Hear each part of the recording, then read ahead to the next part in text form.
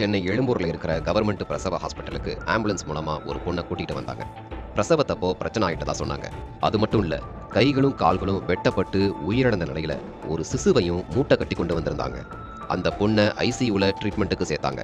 உயிரிழந்த சிசுவை மார்ச்சுவரியில வச்சாங்க. கொண்டு வரப்பட்ட பொண்ணோட பேரு வினிஷா. டி நகர்ல ஒரு ஹாஸ்டல்ல தங்கி இருந்தவங்க. அந்த ஏரியா போலீஸான மாம்பலம் போலீஸுக்கு இன்ஃபார்ம் பண்ணி வரவழைச்சாங்க. ஹாஸ்பிட்டலுக்கு போன போலீஸ் என்கொயரியை ஸ்டார்ட் பண்ணாங்க. வினிஷா கன்னியாகுமரி மாவட்டத்தை சேர்ந்தவங்க.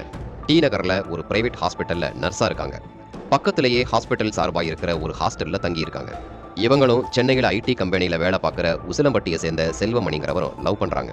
இந்த 2 பேரும் தனிமையில நெருக்கமா பழகினதுனால வினிஷா கர்ப்பமாயிருக்காங்க. கருவை கலைக்க ட்ரை பண்ணியிருக்காங்க. ஆனா பலமுறை ட்ரை பண்ணியும் கரு கலையல. கரு வளர்ந்துருக்கு.